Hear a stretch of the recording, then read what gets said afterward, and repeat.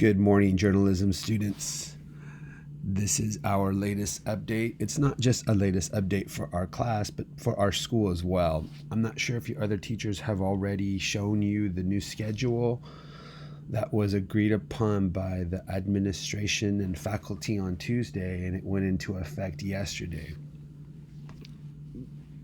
We need some organization in terms of what's happening. Some teachers are assigning a gajillion things to do.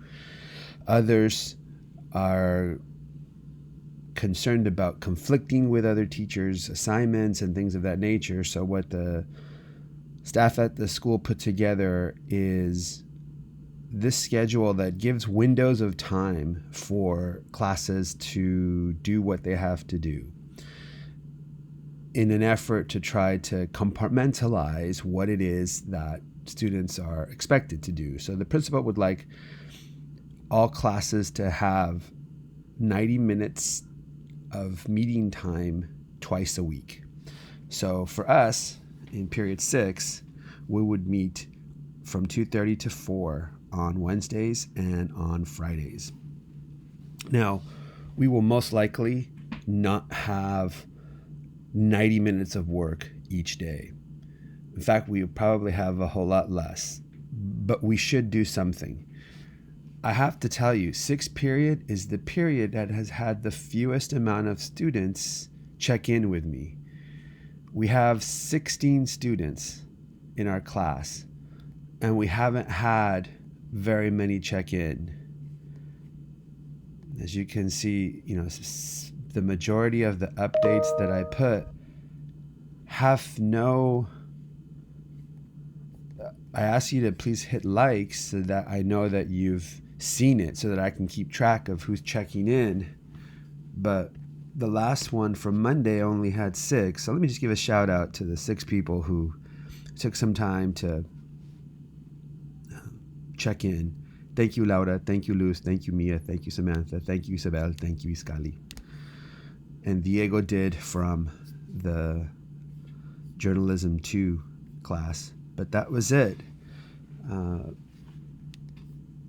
Upcoming weekly issue 12, 13, 14, 15, 16. We don't have access to the building. We don't have access to our equipment, to our editing. But that doesn't mean we don't have access to the news. And if you go to our classes in Schoolage, if you go to our school and you see kind of what's been happening with the updates, you'll notice that there's a lot of concern amongst the students. Right here, this is the one I want to talk about. A lot of fear among the students as to what's going to happen. There's 46 comments, and they're very valuable comments. This is news, and I've noticed that some of you are participating in these discussions. So what I'd like for us to do isn't necessarily what I would like for us to do, but what should come from you to do, which is participate as part of the news. Participate in getting people's comments, getting people's concerns, expressing your own concerns, and disseminating that. Maybe you made a short video like the principal did, right? I worked with the principal to get this up. It's on our Wistia page, by the way. Let me show you. In the last day, it's gotten 549 views.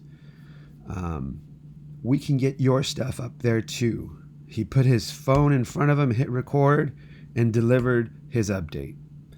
You can do this too. Get your messages across.